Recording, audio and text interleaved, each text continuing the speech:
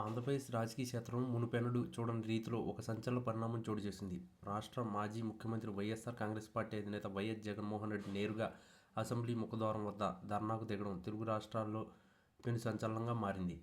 గత ఎన్నికల ఫలితాల తర్వాత వైఎస్ఆర్సీపీ ప్రతిపక్ష హోదా కల్పించే విషయంలో నెలకొన్న అనిశ్చిత నిరసిస్తూ ఆయన తీసుకున్న ఈ నిర్ణయం కూటమి ప్రభుత్వానికి ఒక రకమైన రాజకీయ సంకటాన్ని తెచ్చిపెట్టింది. ప్రజాస్వామ్య వ్యవస్థలో ప్రతిపక్ష నేత అనేది ఒక అంతర్భాగమని, ప్రజల తరపున గొంతు వినిపించే హక్కును ప్రభుత్వం కాలరాస్తుందని జగన్ ధ్వజమెత్తారు. అసెంబ్లీలో తగినంత సంఖ్యాబలం లేదన్న నెపంతో ప్రతిపక్ష హోదాను నివారించడం అంటే లక్షలాది మంది ఓటర్ల తీరును అవమానించడమే అని ఆయన వాదిస్తున్నారు.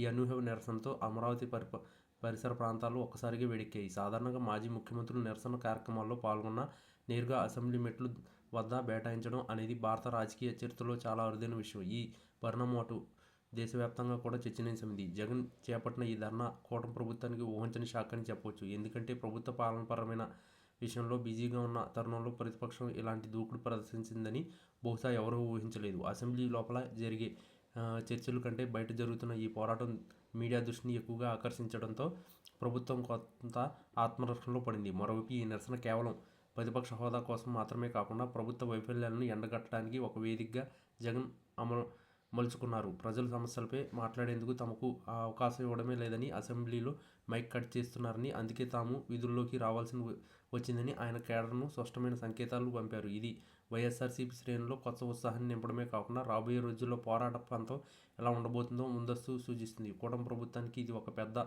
సవాల్గా మారింది. శాంతి భద్రతల సమస్య తలెత్తకుండా నిరసనలను అదుపులో చేయడం ద్వారా ఒక ఎత్తైతే, రాజకీయంగా జగన్ స్పందిస్తున్న ప్రశ్నలకు సమాధానం చెప్పడంలో మరో ఎత్తు ప్రతిపక్ష హోదా లేకపోయినా తామే అసలైన ప్రతిపక్షాన్ని నిరూపించుకునే ప్రయత్నంలో జగన్ సఫలమయ్యారని ఆయన మద్దతుదారులు భావిస్తున్నారు. ప్రభుత్వ పెద్దలు దీన్ని రాజకీయ గిమ్మిక్గా కొట్టిపారేస్తున్న అంతర్జాతీయ స్థాయిలో మరియు జాతీయ మీడియాలో ఈ వార్త హైలైట్ అవ్వడం వల్ల రాష్ట్ర ప్రతిష్టపై పడే ప్రభావాన్ని ప్రభుత్వం లెక్కవేసింది.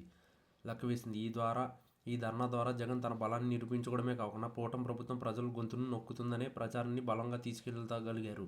ఒకవేళ ప్రభుత్వం తన మొండి వైఖరిని వీడకపోతే ఈ నిరసన మరింత ఉధృతం చేస్తామని హెచ్చరించడం ద్వారా రాజకీయ యుద్ధం మున్ముందు మరింత ముదిరే అవకాశం కనిపిస్తుంది. మొత్తానికి జగన్ అసెంబ్లీ ముందు చేపట్టిన ఈ ధర్నా కూటమి ప్రభుత్వానికి ఒక కోలుకోలేని రాజకీయ షాక్ అనడంలో ఎట్లాంటి సందేహం లేదు. ఇది కేవలం ఒక రోజు నిరసన కాదు, రాబోయే 5 ఏళ్ల రాజకీయ పోరుకు ఇది ఒక నాందిగా భావించవచ్చు.